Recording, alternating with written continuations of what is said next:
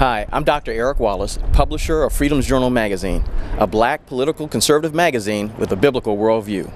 Today we are here in Dixon, Illinois, with Republican presidential candidate Senator Rick Santorum. Thank you. It's my pleasure, Eric. Thank you. Well, with Freedom's Journal magazine is a black conservative political magazine, and we have what we call the RISE principles: responsible government, individual liberty and fidelity, strong family values, and economic empowerment. So I want to try and get a couple of questions in based on those. Okay. As you know, our world seems to be in a constant state of turmoil with Syria, Iran, and the Sudan, and other hotspots. If you were the President of the United States, and of course leader of the free world, how would you determine what conflicts the U.S. should engage in with our military? It's very simple. When the national security of our country is in jeopardy, that is the only time you contemplate getting the military involved. And there's certain areas of the world where our national security interests are more important than in other areas of the world. And you look, for example, in our own hemisphere. I mean, when we see strife and problems, particularly at or near our border, then that's areas that historically America has gotten involved to make sure that we have around us stability and stable governments and security. And it's one of the reasons we have kept our distance and kept a very cold relationship with Cuba, in making sure that we don't have, in a sense, an infection from Cuba coming into the United States or causing a problem here, and isolating them is very, very important. Areas where there are economic connections that could cause problems, security problems for our country. The Middle East is one of those areas that requires a little extra attention. And then, of course, when you have situations where there may be global powers where there are concerns that we have to stand up and make sure that allies of ours are being protected according to our defense agreements. So those are the principal areas that we would look at. And that lines up with your stance on limited government and being responsible. Yeah, I mean, I don't, just because there are problems around the world, there are always going to be problems. There's always going to, unfortunately, be oppression and dictators and horrible strife. It's not necessarily the job of the United States to use military action. That does not mean that we should not be involved in trying to alleviate those problems and try to seek justice in those areas.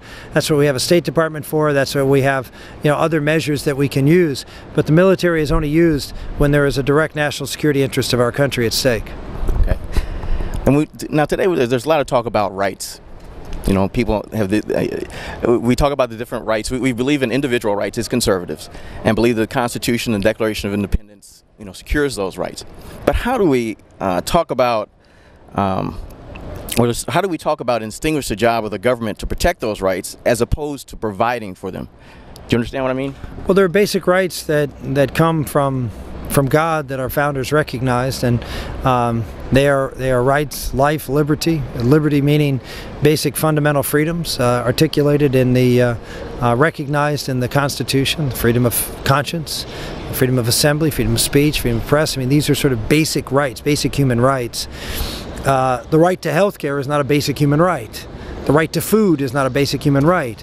These are things that we need in our life, and these things that we desire, but these are things that you have to go out and work for and to be able to achieve. It's not something the government can, in my opinion, or should create a right to, because you create, in that case, a responsibility on someone else to provide that. Basic rights do not impose upon anybody else.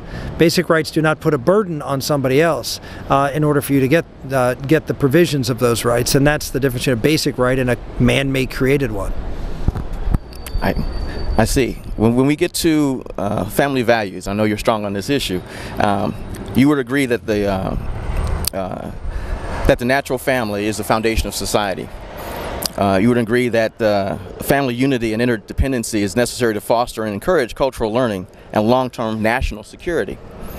But how does the state promote strong families and interfere in its function as little as possible? And would you be willing, as president, to use your bully pulpit to talk about strengthening our families? I think that's part of the role of a president as a leader is not just to pass laws and veto bills and pass executive orders, but to start national debates and discussions, to use that bully pulpit to talk about important things. I've talked about in the course of this campaign that there was a Brookings Institute study back in 2009, a liberal think tank, that said if people do 3 things, they can stay out of poverty.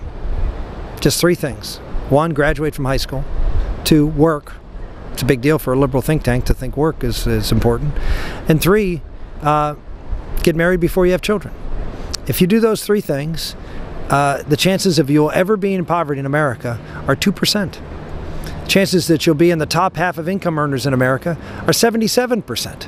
So we know the basic things that we can do that will help us succeed economically. And yet we have a government that doesn't do anything at all to try to promote any of those things.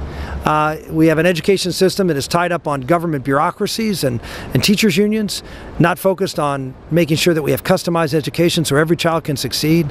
We have government programs that discourage work, that subsidize people who don't work.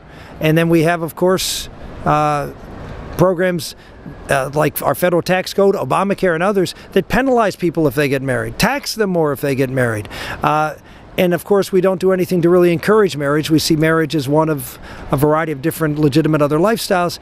Of course, there are legitimate other lifestyles, but marriage is in fact a very key and important part of, and that family is a very important part of building a strong and healthy society. That kind of leads me to my last question, which is on economic empowerment.